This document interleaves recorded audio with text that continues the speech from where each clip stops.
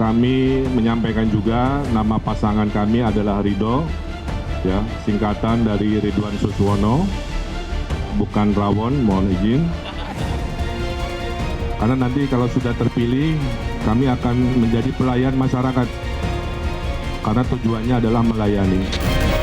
Kalau zona nyaman, mudah menangnya menurut hitungan matematika survei dan keyakinan ya tentu di Jawa Barat. Bayangkan lagi kalau kami menang, insya Allah kan berarti Pak Presiden Prabowo juga satu frekuensi dengan kami sebagai sama-sama koalisi kan. Rapat paripurna mengesahkan RUU tentang Ibu Kota Negara. Fraksi PKS dari 9 fraksi adalah satu-satunya fraksi yang menolak RUU ini atau pemindahan ibu kota ini. Saya itu kalau ada takdirnya akan melanjutkan yang baik dari Pak Heru, melanjutkan prestasi Pak Anies, melanjutkan Pak Ahok yang tadi Rompi atau orangnya ada aspirasi dihidupkan lagi, sampai semua program sampai Pak Sutioso, Bang Ali Sadikin. Yang bagus-bagus nggak usah dibikin baru.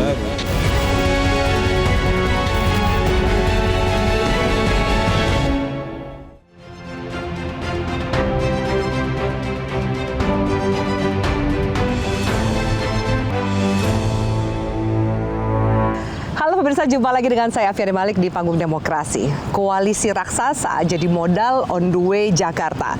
Zona nyaman ditinggalkan meski sudah ada jaminan juara.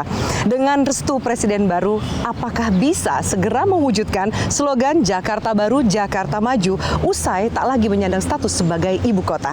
Inilah Panggung Demokrasi, RK Suswono melawan stigma titipan istana. Dan saya sudah bersama dengan Pak Ridwan Kamil, Pak Suswono, manggilnya masih boleh Kang Emil atau Kang udah Emil berubah aja. jadi Bang? Kang Emil Pak Sus karena kita apa adanya. Apa adanya. Tapi kalau orang mau memanggil Bang nggak ditolak. Udah chemistry-nya, udah nyambung belum nih antara Kang Emil sama Pak Suswono? Mau diliatin? Coba lihat Seberapa nyambungnya? Coba. Lihat. Coba ya. Ya. Coba Pak Sus. Ridho, Jakarta Baru. Ridho, Jakarta Maju. Ridho, Menang. Wah, keren. Coba tes Pak, dulu tos dulu sini. Pak. Tosnya ke sana. Di sini kalau Sejak ketemu langsung nyambung. Jadi bukan rawon dong, bukan. Ridho. Tadinya mau ada soto rawon, solusi top Ridwan Suswono gitu. Jadi Tapi jalan. Ridho aja, karena berharap ridho Allah. Berada ridho Allah, dapat suara dari Dapat pemilih warga suara Jakarta dari gitu pemilih ya. Wih, Jakarta. ini udah kompak banget nih. Tapi ini agak berbeda. Pak Suswono biasanya di banyak kesempatan lebih diam gitu kan. Sekarang ini ceria sekali. Apa yang membuat Pak Suswono jadi tampak lebih ceria dan bersemangat nih Pak Suswono? Ya tentu saja Kang Emil ini kan gasnya kenceng kan. Ya, saya kan harus ngimbangi juga. Ya, di samping tetap ngerem juga. Kalau kebablasan ngegas kan juga bahaya. Kalau melihat, kita mungkin sedikit kilas balik ya Kang Emil, Pak Suswono gitu. Kalau sempat ada, sesuai dengan judul kita nih, melawan stigma titipan istana.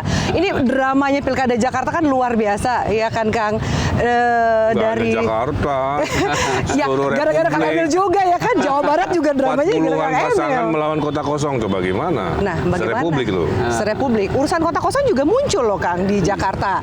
Kemudian katanya sempat nih sebelum ketemu jodohnya Pak Suswono, Kang Emil mau disandingkan dengan anak presiden, Mas Kaisang Oh gitu. itu mah satu dari belasan pilihan, jadi nggak bisa dijadikan satu peristiwa sejarah karena itu mah rumor-rumor aja. Jadi nggak ada soalnya. itu masih kandidasi aja. Kandidasi gitu. aja. Orang mereka dalam kertas aja. Tidak ada perbincangan, nggak ada. Nggak ada. Jadi bahwa kemudian Kang Emil titipan istana, Nggak ada. nggak ada ya. Tapi sempat diwawancara, Kang Emil sempat menyatakan dalam hati sebenarnya masih ada gitu keinginan atau ambisi bergelanggang maju lagi di Jawa Barat. Betul. Kenapa? Kenapa itu? Kang? Karena itu kan zona nyaman. Saya 5 tahun mengabdi kan, ada 500-an penghargaan, perubahan, approval rating 90% tinggi, yang pengen gubernur lagi 70%.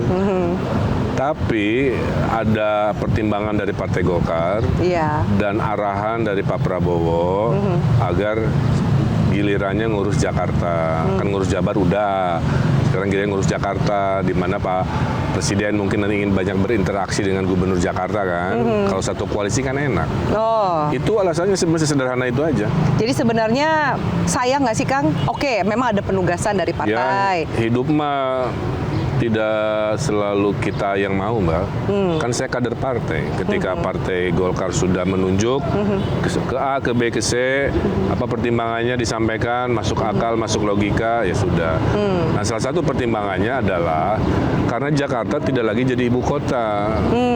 Maka saya yang juga kurator Nusantara kan paham berapa bangunan, berapa orang pindah ke Nusantara. Iya. Sehingga dianggap secara teknokratis punya pemahaman lebih untuk memastikan Jakarta 5 tahun tetap hebat, tetap juara, tetap jadi pusat peradaban. Kang Emil ini mau loh maju Jakarta asal wakilnya dari PKS. Emang benar Kang Emil udah pernah bilang begitu? Iya, jadi Itu langsung keluar dari mulut Kang Emil? ya kurang lebih gini, PKS itu kan pemenang legislatif, betul? Daerah. Ya, kedua PKS waktu Pilpres kan berseberangan. Jadi pada saat rekonsiliasi di Jakarta di level pimpinan ya memberikan dua pesan bahwa kami berrekonsiliasi, kedua memberi kehormatan ke partai pemenang legislatif. Karena pemenang legislatif di Jakarta PKS, saya bilang paling pas, paling afdol, paling adil wakil saya kalau bisa dari PKS. Ya, tapi sempat menyebut nama Pak Suswono atau Enggak. dikembalikan ke Terus terang enggak, karena terang, jujur ya, karena nih. nama yang Belum kesebut nama Pak Suswono yang nih. berseliweran huruf S semua, tapi huruf S-nya nggak ada Pak Suswono. Nggak ada. Pak Suswono datang Ada terakhir. Sohibul Iman ya kan, yang udah sempat dipasangin Ya, ada sama Pak Saiku, ada Anies. Adib Salim, Iya, macam-macam. Pak Saiku gitu. Pak Suswononya kapan munculnya? Nah, ini yang tahu beliau. Kapan munculnya nama akhirnya Pak Suswono tuh rembuknya gimana di PKS? Dari ada yang ditawarkan dari pihak Bang Emil ditolak oleh PKS, ada yang dari pihak lain yang juga PKS yang menolak dan sebagainya ya. Jadi memang ini panjang Mbak sebetulnya Mbak Afi ya. Nah, tiba-tiba ketika kemudian akhirnya dimunculkan nama saya, nah rupanya Pak Prabowo tersenyum. Kata siapa Pak Prabowo tersenyum? Ya, dari Pak KMS ya, Ketua Majelis Syuro, Oh. yang langsung berinteraksi. bertemu dengan Pak Prabowo. Dan Oke. kemudian juga ketika kemudian istilahnya ditawarkan kepada partai-partai lain, ternyata semuanya menyambut baik ya. Ya karena saya pernah di DPR, saya pernah menteri, artinya hubungan saya dengan teman-teman dari partai-partai lain kan juga relatif baik ya. Jadi makanya ini adalah wadah betul-betul rekonsiliasi tadi, ini persatuan yang menurut saya ya koalisi persatuan lah ini dari berbagai partai. Rasanya sih saya tidak membayangkan kalau kemudian terjadi pembelahan enggak ya. Saya justru ini menjadikan sebuah kekompakan yang luar biasa, menjadi contoh lah. Kang Emil terakhir sempat menyebut bahwa kalau Kang Emil dan Pak Suswono menang di Jakarta, Pak Prabowo jadi tenang. Itu konteksnya apa gitu, Kang? Target menang pasti. Lah, terus kalau nggak menang gimana? Apakah Pak Prabowo jadi nggak tenang gitu? Bukan, artinya Pak Prabowo menginginkan gubernur tempat tinggal beliau sehari-hari, yaitu Jakarta, itu adalah gubernur yang berada dalam koalisinya. Sederhana itu aja. Kalau gubernur dan presidennya satu koalisi, maka komunikasinya akan lebih cair, lebih hangat, lebih mudah.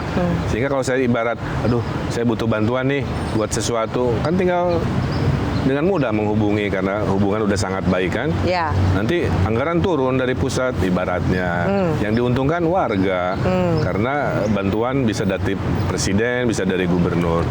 Nah, jadi Pak Prabowo kalau merasa gubernurnya satu koalisi, maka dia yakin komunikasi mudah, pikiran tenang kan begitu. Kan pernah dukung bersama beliau dua kali jadi calon presiden. Cuma kan memang jadi bukan belum orang berhasil. baru, orang jauh lah gitu ya. Dulu waktu nyusun visi misi kan bersama juga, PKS ikut terlibat. Nah, mumpung sekarang kesempatan beliau sekarang ini presiden terpilih, ya kemudian kita pernah nyusun bareng visi misinya, platform PKS pun ada di dalam visi misi itu. Ya, ini kesempatan. Dengan dukungan 15 partai politik bisa dikatakan ini koalisi yang amat gemuk gitu, Kang Emil. Apakah semudah itu dengan mendapatkan dukungan koalisi yang besar, otomatis memenangkan Jakarta menjadi lebih mudah untuk Kang Emil dan Pak Suswono? Nah, tapi kita tidak tahu takdir kita akan sebanyak ini juga kalau saya jujur ya. Saya dari awal juga udah siap berkontestasi dengan Pak Anies, dengan Pak Ahok, udah dihitung dan lain sebagainya, nggak ada masalah. Bahwa koalisinya membesar karena tadi semangat rekonsiliasi, berpisah di Pilpres, bersatu di Pilkada Jakarta kan. Saya bilang tadi, beliau berseberangan waktu Februari. Iya. Nah sekarang kita bersama-sama. Karena semua juga mencintai Indonesia, cuman kan dengan caranya, dengan kontestasinya. Bagaimana dengan check and balance dan juga menjaga aspirasi dari warga Jakarta tetap bisa dijalankan di luar tangan-tangan kepentingan partai politik yang mendukung pasangan ini? Yaitu peran legislatif. Memang itulah untuk fungsi-fungsi diantaranya pengawasan kan legislatif. Kalau Kan PDIP-nya juga, kan partai PDIP-nya kan tidak di koalisi Pak. ya kan cuma satu, kebanyakan juga kan. Oh iya. Kang Emil, Pak Suswono. Iya, tetapi kita tetap memerlukan kritis dari para anggota dewan ya. Sama Tetap aja kok Mbak, penting. pengalaman saya gubernur ya Mbak. Partai koalisi saya juga kritis kalau sudah sifatnya objektif ya. Iya, jadi bahwa check and balance itu tidak harus dikhawatirkan. Bukan cek kosong bahwa kita ambil keputusan akan 100 enggak. Ada juga pertanyaan, tapi kita tahu di parlemen di Senayan PKS ini menolak soal IKN. Jadi PKS sudah berubah waktu mau gabung, udah pro IKN gimana sekarang. waktu mau gabung ke kita juga kan ada di Dinamikanya luar biasa.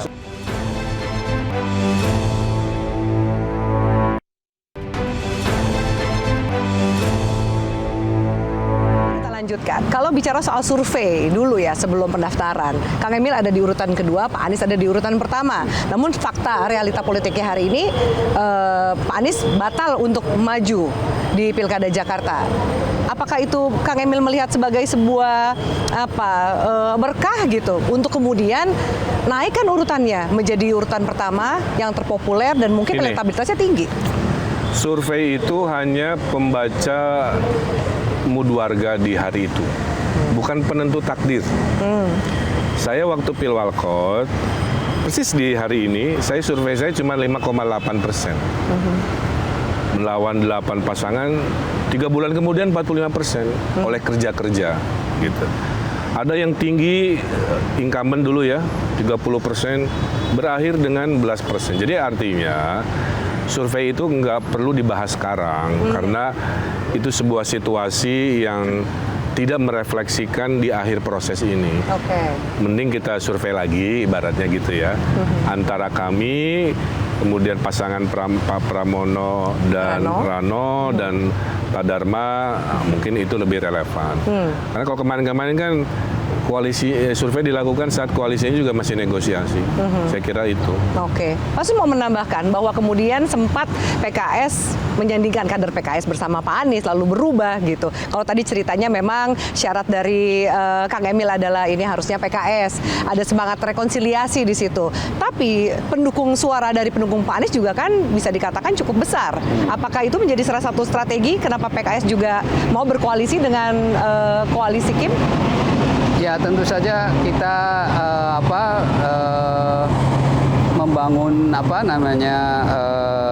koalisi ini kan ya sesuai dengan perkembangan ya yang ada kan.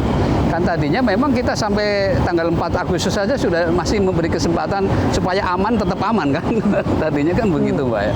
Tapi kan ya kita fakta bahwa ada keputusan MK yang katanya dulu rapat hakimnya tanggal 1, sayangnya baru diumumkannya tanggal 20 kan, setelah 1 hari setelah kita deklarasi kan. Iya. Nah jadi ya sekarang realita politiknya seperti itu. Ya tentu ya kita berangkat dari apa adanya gitu ya. Kalau memang tadi survei masih rendah ya wajar-wajar saja Wong. Bang Emil juga masih di Bandung, saya juga artinya baru, saya kan 10 tahun ibaratnya di belakang layar Mbak. Iya. Ya setelah nggak menteri kan saya mengurus partai ya. Baru muncul sekarang saat ketua ini. Majelis Pertimbangan Pusat kan memang dapurnya partai ya, menyusun anggaran dasar, falsafah dasar perjuangan, platform partai itu kami yang garap di MPP ya. Nah, tiba-tiba ditugaskan lagi untuk maju tampil gitu ya. Nah, karena ini sudah penugasan ya siap ya. Dulu ingat nggak pasangan Pak Derajat sama Pak Sehu? Ya, waktu melawan beliau. Iya. Kan surveinya rendah sekali. Iya. Kemudian ya, pas di menyusul. akhir kan tinggal H-7, Iya. 14%. Ini Pilgub Jawa Barat ya, kita H-7, 14%. 14%. Di hari coblos, H-7 loh, 7 hari loh ya. Cuman 7 hari melonjak ke 28%. Tuh, 2 kali lipat. Jadi kalau percaya banget survei, seolah-olah menjadi patokan. ini menjadi patokan takdir, enggak juga. Ada kerja-kerja yang tidak terukur survei. Iya. Tapi benarkah mengantongi PKS berarti mengantongi suara pendukung Anies, Pak Suswono? Ya, Pasti ada tentulah. irisan lah ya. Ada, jelas ada irisan ada. belum dihitung berapa persen. Karena kita juga belum mengkomunikasikan secara baik ya. Artinya kita kan belum punya waktu intens ya. Nanti kan setelah penetapan, insya Allah kita akan dialog langsung dengan masyarakat ya, menjelaskan apa yang program-program apa yang mereka kan mungkin masih was-was barangkali nanti khawatirnya program-program Pak Anies nggak berlanjut apa kan itu enggak. kemungkinan kita kan akan justru malah menambah ya yang baik yang mungkin belum ada malah kita tambahkan lagi supaya tadi kita berorientasi tingkat kebahagiaan rakyat Jakarta itu meningkat ya. Jadi saya lalah kepada kami. Saya itu dinasihati umi saya, anakku jadi pemimpin itu nggak boleh pendendam.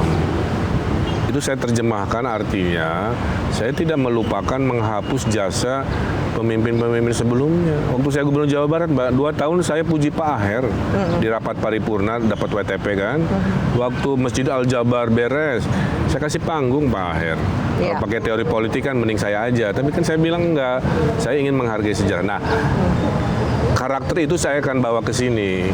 Maka saya akan pelajari yang bagus-bagus dari Pak Anies, Pak Heru, Pak Ahok yang kita lanjutkan. Tapi kami konsentrasi ke hal-hal yang belum ada tadi. Oke. Nah, kalau bicara soal kompetisi, kan udah jelas, udah pendaftaran udah selesai. Jadi kan ada 2 kandidat yang menjadi kompetitornya, Kang Emil dan Pak Suswono, ya kan? Ada Mas Pram dengan Bang Rano, ada pasangan Darmakun gitu. Bagaimana Kang Emil melihat kompetisinya? Akan seperti apa? Saya boleh bilang setara, Mbak. Mas Pram coba bayangin, lebih senior dari saya, pernah anggota DPR, menteri, sekjen partai kan. Bang Rano pernah gubernur, wakil gubernur. Pak Dharma bintang 3, loh, jenderal bintang 3 langka kan. Karena kalau bintang 4 kan terbatas. Pasangannya saya dengar IQ-nya tinggi, jadi sebenarnya ketat dan luar biasa. Jadi kami tidak akan menganggap enteng. Filosofi saya kerja itu harus maksimal. Dulu juga sehari 10 titik, 12 titik. Ya, doakan sehat aja. Setelah itu kami serahkan ke warga. Apakah menu solusi kami disukai? Kami nggak akan melakukan kampanye yang jelek-jelekin orang lah ya. Itu enggak lah ya? Nggak mau. Itu dari 10 tahun saya jaga itu. Ya. Kita mah hanya ingin, hei warga, ini ada menu makanan, pilihlah restoran kami. Walaupun di sebelah ada 2 restoran, kira-kira gitu. Karena kami enak, kami lezat, kami murah. Bukan pilihlah restoran kami karena sebelah banyak tikus apa enggak. Jadi kita akan fokus pada di debat misalkan ya tentang visi misi, tentang solusi. Kalau dirasa relevan, pilihlah kami. Kalau enggak, saya juga misalkan tidak ya, nggak ada masalah juga Mbak. Hidup itu yang penting kan bermanfaat. Tidak harus selalu di politik kan begitu. Tapi kalau memang ada takdirnya masih di politik, menjadi pemimpin ya saya jalanin seperti yang saya lakukan di 10 tahun kan saya ada pembuktian. Ya, ada track record yang bisa dicek.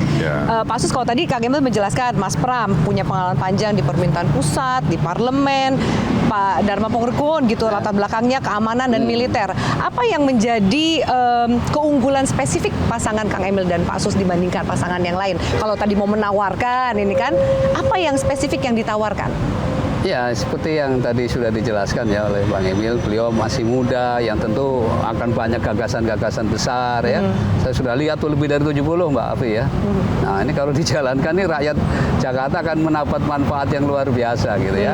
Ya tentu saya yang relatif lebih senior ya tentu juga akan lebih banyak ya istilahnya wise-nya lah begitu ya, bagaimana supaya Jakarta ini kondusif lah ya, kita jagalah persatuan ini, jangan gara-gara pemilu ini atau pilkada ini terbelah Ya. Sudah pengalaman lalu lah kita tinggalkan. Lebih baik bagaimana menata ke depan Jakarta yang lebih baik ya. Nah makanya kontestasi ini ya dianggap sebagai hiburan juga yang gembira, riang gembira. Namanya pesta demokrasi. Pesta demokrasi gitu ya. supaya demokrasi kita juga jadi makin bermutu ya, sehat ya. Nah ini yang kita harapkan seperti itu. Ya, Saya kira saya dengan Mas Pram kan juga teman, sahabat ya. Jadi artinya nggak ada masalah lah. Kompetisinya akan berjalan dengan sehat. Dengan sehat. Minim kampanye hitam dan kampanye negatif. Tidak pada tempat. Saya udah bilang ke tim nggak boleh. Nggak boleh. Justru tadi menawarkan. Kalau yang lain melakukan silakan, tapi kami tidak mau. Kami ingin demokrasi kita naik kelas, Mbak. Naik kelasnya dimulai dengan fastabihul khairat demokrasi, berlomba-lomba dalam kebaikan, bukan berlomba-lomba negatif campaign, black campaign. Walaupun sebagian menyukai hal-hal seperti saya, kira nggak perlu, ngapain lah. Oke. Minimal dari kami punya komitmen kuat itu. Ya. Dan kelebihan kami tadi, saya punya pengalaman ngurus kota, ngurus wilayah skala besar, plus satu koalisi dengan Pak Prabowo, itu poinnya. Kang Emil saat ini masih menjadi kurator IKN? Masih. Nah, ada juga pertanyaan, tapi kita tahu di parlemen, di Senayan, PKS ini menolak soal IKN. Apa itu juga sudah menjadi pembahasan? Kan gini, kalau boleh sederhana ya, semua boleh punya pendapat. Tapi kalau sudah diketok palu, ya semua mengikuti. Di PKS juga begitu ya Pak? Gitu. Jadi PKS sudah berubah waktu nih. mau gabung, udah pro IKN sekarang. Waktu mau gabung ke kita juga kan ada Dinamikanya luar biasa. Ya, semua makanya setuju, ketika di majelis musyawarah Majelis Syuro ke-11 memutuskan untuk bergabung, selesai. Ya, artinya seluruh struktur taat tunduk gitu ya. Iya. Nah, juga kita bernegara. Ya kita punya pendapat, kita punya alternatif pandangan, tetapi kan fakta bahwa di parlemen kita kalah kan gitu ya. Nah, dan ini sudah menjadi undang-undang. Nah, ketika sudah menjadi undang-undang mengikat seluruh rakyat Indonesia kan ya. Jadi ya kita harus menerima kondisi demokrasi ya seperti itu. Ya, jadi tentu ya kita terus memberikan masukan-masukan yang terbaik lah untuk negara ini. Jadi ternyata dampaknya banyak sekali ketika PKS bergabung dengan Kim Plus dan kemudian ada Pak Suswono yang disandingkan bersama Kang Emil ya. Skalanya bukan hanya untuk Jakarta tapi juga program-program secara nasional, Kang.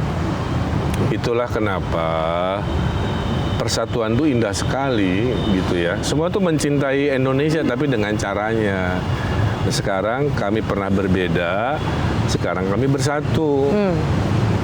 Akibatnya apa? Dua pendapat, dua mindset yang tadinya mungkin berbeda tiba-tiba mencari kompromi, akhirnya menjadi kesepakatan bersama.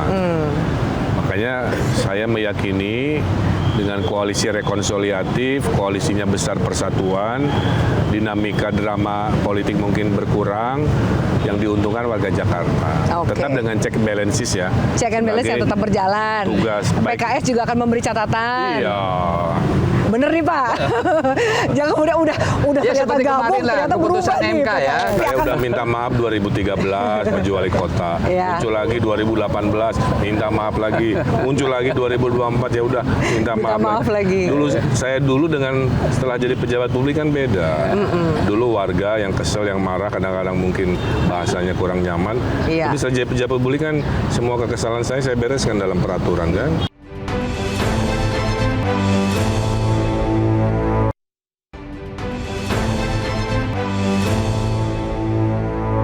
Pendaftaran juga mulai keliling-keliling, ketemu relawan, ketemu masyarakat gitu kan. Apa yang berbeda antara warga Jawa Barat sama Jakarta? Gimana Pak Sus? Ya saya kira sih sama saja. Sama aja ya? Sama aja. Kan Katanya sama macetnya aja. lebih parah Jakarta daripada Jawa Barat dibanding Bandung. Konteks manusianya. Masyarakatnya. Bisa diajak dialog. Apalagi di Sama-sama Jakarta. orang Indonesia makannya nasi, senang nasi Padang, sama aja. Sama aja. Malah menyenangkan. Cuman lebih aktif di media sosial karena kan urban citizen. Ya. Kalau Jawa Barat kan ada rural citizen yang kadang-kadang nggak nge-medsos ya. Jadi komunikasinya harus kalau saya dulu turun ke desa-desa gitu. Kalau di sini kan di medsos kencang gitu. Jadi penyesuaian aja. Tapi kan mungkin Kang Emil juga udah nggak baru lah, juga memang sering bermedsos, berkomunikasi lewat medsos gitu. Ya, jadi poinnya adalah kami berdua ini menawarkan pengalaman mengurusi wilayah. Saya kan pernah wali kota, gubernur, jadi paham. Pak Sus pernah menteri. Jadi hubungan nanti dengan pemerintah pusat dalam satu koalisi kan, karena kan Pak Prabowo dan PKS juga satu koalisi, tentu lebih mudah juga. Tapi yakin nih koalisinya nggak bakal bubar? Oh ya enggak lah, kan udah Solid. Udah solid, udah mau Kita pelantikan. udah keliling kok ke masing-masing kantor wilayahnya di Jakarta. Oh, ternyata sambutannya luar biasa.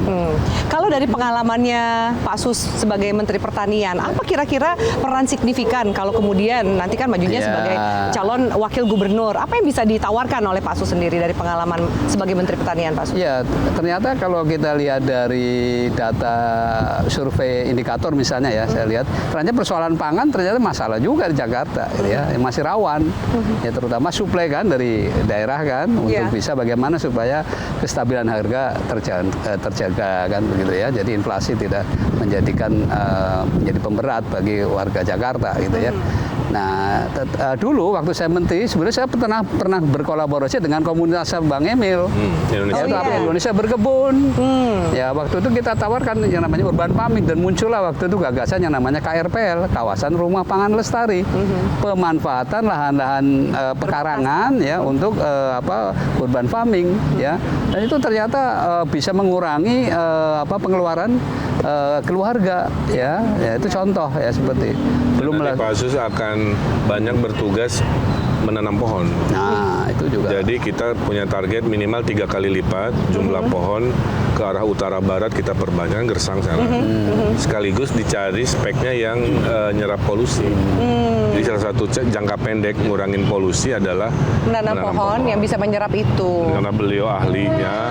Ini karena mantan Menteri Pertanian ya. titipkan Kalau ke mantan beliau. menteri yang lain mungkin job desk-nya beda lagi loh, Pak Sus. Ya kira-kira Saya begitu. pernah juga jadi tenaga ahli Menteri Kehutanan ya. Oh, jadi iya. pas juga.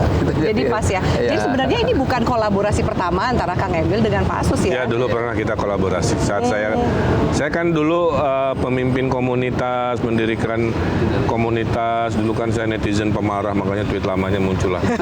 Tiap 5 tahun itu saya. Ini udah saya nggak bahas tuh, tapi saya akan udah minta maaf 2013 maju wali kota. Iya. Muncul lagi 2018, minta maaf lagi. Muncul lagi 2024, ya udah minta maaf lagi. Dulu dengan setelah jadi pejabat publik kan beda. Dulu warga yang kesel, yang marah, kadang-kadang mungkin bahasanya kurang nyaman. Iya. Tapi setelah jadi pejabat publik kan semua kekesalan saya bereskan dalam peraturan kan, dalam inovasi. Intinya manusia itu bertransformasi. Masa melihat lagi ke 15 tahun lagi kan? Iya. Jadi udah nggak ngelihat. Lihatnya di 10 tahun terakhir aja saya jadi pemimpin kan sudah saya tunjukkan dedikasi, inovasi dan lain-lain. Kalau agak berubah, dulu nge-tweet sempat bilang warga Jakarta kampungan gitu. Nah sekarang sudah berubah bukan belum? kampungan, maksudnya dia pekerja keras. Dalam kerja kerasnya terkandung hal-hal yang juga sangat keras gitu. Tapi makanya kita ada program namanya Happiness Project, Mbak.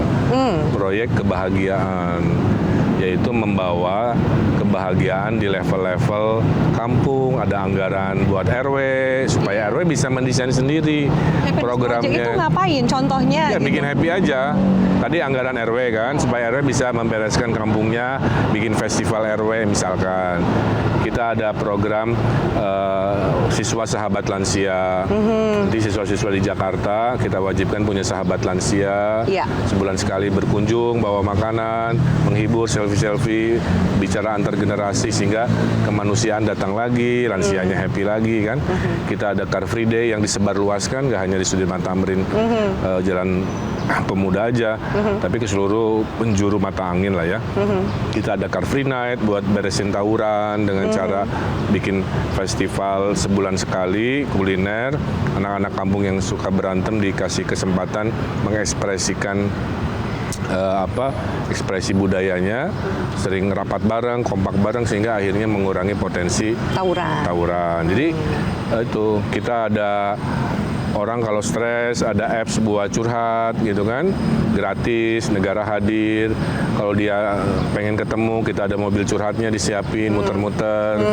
Jadi di era kita insya Allah negara hadir membawa kebahagiaan. Jadi yang skala gede-gede dikerjain, infrastruktur, penghijauan juga digalakan, kebahagiaan batin warga juga kita pikirkan. Oh gitu. Konsep kan slogannya Jakarta Baru, Jakarta Maju. Dari kacamata Pasus gitu, Jakarta barunya selain yang tadi dijelaskan oleh Kang Emil, yang baru lagi yang bisa ditawarkan apa tuh Pak Sus? Iya kan tentu saja karena tidak lagi jadi ibu kota ya ke depan ya, meskipun mungkin pasti ada waktu ya transisi itu ya.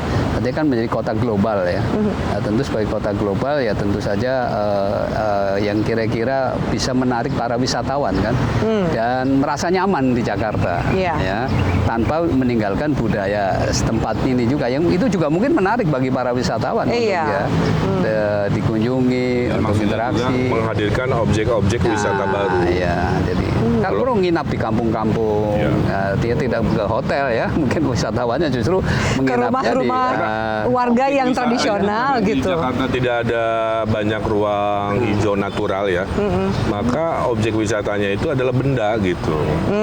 Kayak Monas kalau zaman dulu, kalau di Dubai ada gedung tertinggi, kalau di Las Vegas ada dome. Jadi hal-hal yang teknologis, hal-hal yang sifatnya desain mungkin dijadikan strategi menaikkan kelas globalnya itu. Selain kemudahan berbisnis secara internasional, supaya orang yang mau buka usaha di ASEAN jangan semua ke Singapura gitu. Bisa ada tawaran bahwa di Jakarta sudah dibenahi menjadi pilihan yang lebih baik gitu aman, nyaman, hijau, tidak gersang, kuliner di mana-mana kan dan lain sebagainya. Oke, apa sih motivasinya pindah ke Jakarta bukan di Jawa Barat aja? Ya kan saya udah bilang. Berarti ada warga yang belum teriak ini nih. Saya ditugaskan oleh partai dan ditugaskan oleh Pak Prabowo untuk mengurusi Jakarta. Kan sama juga Pak Jokowi dari mana? Dari Solo. Iya. Kalau kemudian tadi sempat nyebut Pak Jokowi gitu ya, dari Jakarta maju ke Pilpres dan menang jadi presiden 2 periode. Apa kemudian langkah itu juga yang akan diikuti oleh Kang Emil di 2029?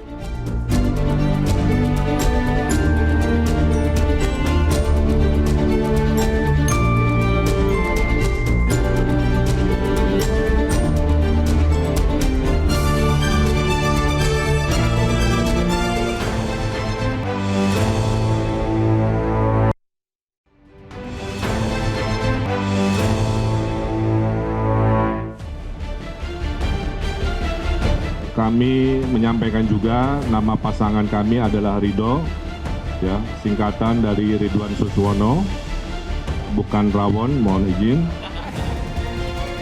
Karena nanti kalau sudah terpilih, kami akan menjadi pelayan masyarakat. Karena tujuannya adalah melayani. Kalau zona nyaman, mudah menangnya menurut hitungan matematika survei dan keyakinan ya tentu 3. Bayangkan lagi kalau kami menang, insya Allah kan berarti Pak Presiden Prabowo juga satu frekuensi dengan kami sebagai sama-sama koalisi kan. Rapat paripurna mengesahkan RUU tentang Ibu Kota Negara. Fraksi PKS dari 9 fraksi adalah satu-satunya fraksi yang menolak RUU ini atau pemindahan ibu kota ini. Saya itu kalau ada takdirnya akan melanjutkan yang baik dari Pak Heru, melanjutkan prestasi Pak Anies, melanjutkan Pak Ahok, kan tadi Rompi orangnya ada aspirasi dihidupkan lagi, sampai semua program sampai Pak Sutioso, Bang Ali Sadikin. Yang bagus-bagus nggak usah dibikin baru.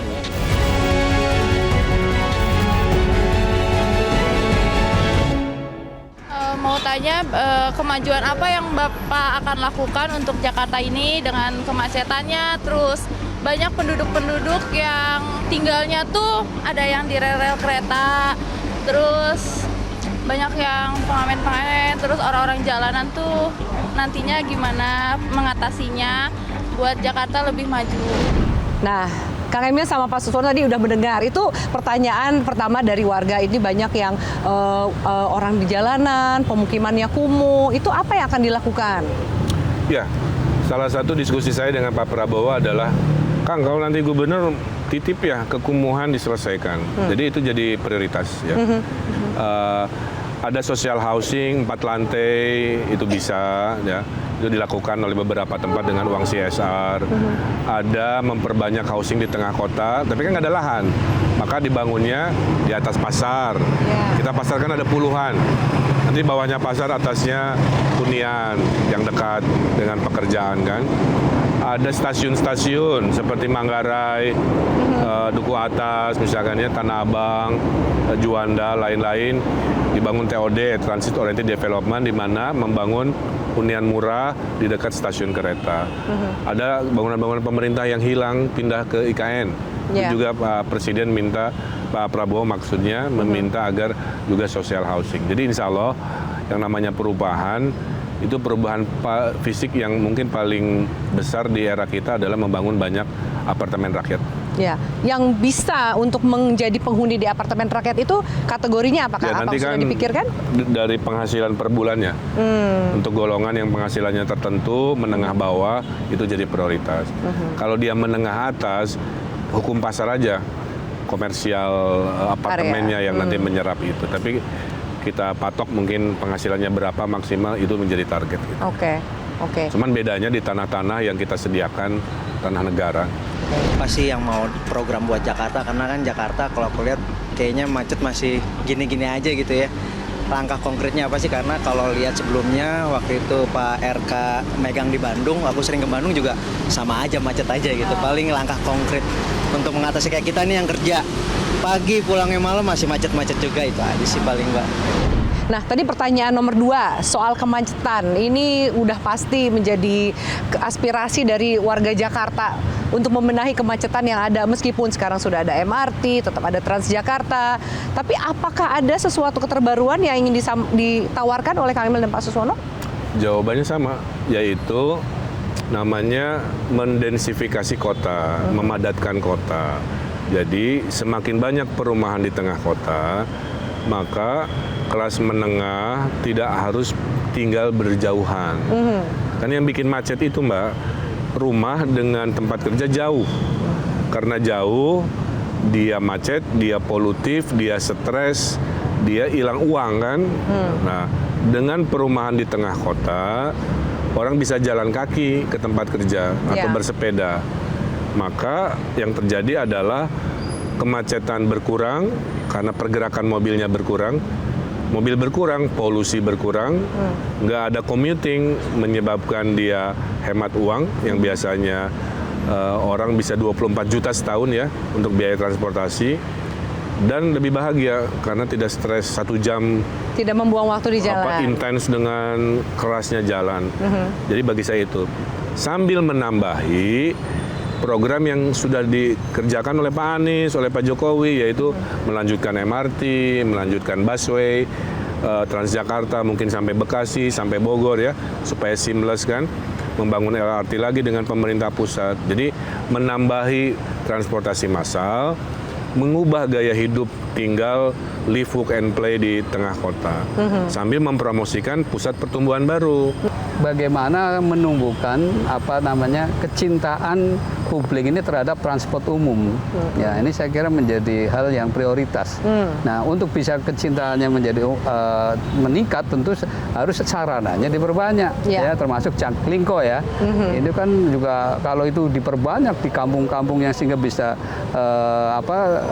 dia bebas untuk lalu lalang ke stasiun, ke terminal, ya, yang kemudian membawa dia ke kota dengan mudah, ya, saya kira itu akan terjadi. Budaya itu saya kira akan bisa tercipta. Dan kita akan menerapkan kebijakan work from anywhere secara masif.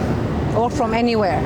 Jadi tidak harus datang bekerja nanti di kantor. Nanti diatur industri mana yang 4 ke kantor, 1-nya di rumah gitu. Itu saya lakukan waktu Gubernur Jawa Barat, Mbak, ke PNS. PNS yang tidak berhubungan dengan pelayanan publik, ada konsep 4-1, 4 ngantor, 1 rumah, 3-2, 3 ngantor, 2 di rumah. Nanti kita hitung matematikanya.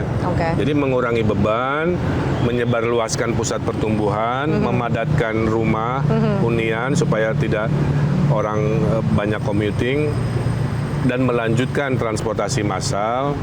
Harusnya sih ya, hitungan matematikanya mengurangi kemacetan. Bisa mengurai kemacetan.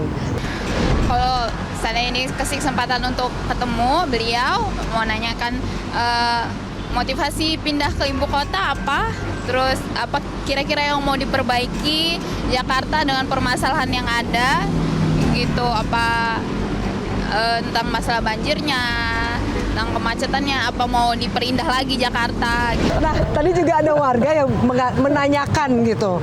Kalau saya bisa ketemu dengan Kang Emil, saya mau tanya, apa sih motivasinya pindah ke Jakarta, bukan di Jawa Barat aja? Ya kan saya udah bilang. Berarti ada warga yang belum teriak ini nih. Saya ditugaskan oleh partai dan ditugaskan oleh Pak Prabowo untuk mengurusi Jakarta. Iya. Kan sama juga Pak Jokowi dari mana? Dari Solo. Iya. Pak Ahok dari mana? Belitung dulu kan, pindah ke sini. Jadi motivasinya memperbaiki, menyempurnakan, melompatkan Jakarta sebagai kota global dengan alasan sudah tidak lagi ibu kota, ditinggal Nusantara, di mana kebetulan saya kurator juga, sehingga dianggap mungkin bisa memahami, menyeimbangkan. Itu alasannya. Jadi nggak semerta-merta saya melamar ke Jakarta, tapi pertimbangan-pertimbangan itu yang akhirnya saya ditugaskan ke Jakarta. Kang, tapi ada, kalau kemudian tadi sempat menyebut Pak Jokowi gitu ya, dari Jakarta maju ke Pilpres dan menang jadi presiden 2 periode. Mas Anies juga seperti itu ya kan, dari Gubernur Jakarta maju ke kancah Pilpres 2024. Apa kemudian langkah itu juga yang akan diikuti oleh Kang Emil di 2029? Saya kira pertanyaannya nggak bisa dijawab sekarang, tapi saya akan fokus 5 tahun menyelesaikan tugas. Dan saya orang yang sudah selesai, tidak di politik pun, hidup saya banyak manfaat, Mbak. Saya dosen, saya pebisnis, saya orang kreatif, jadi menjadi orang bermanfaat tidak harus selalu politik. Tidak harus selalu politik. Jadi tidak bisa ditebak-tebak mau kemana karena terlalu jauh juga.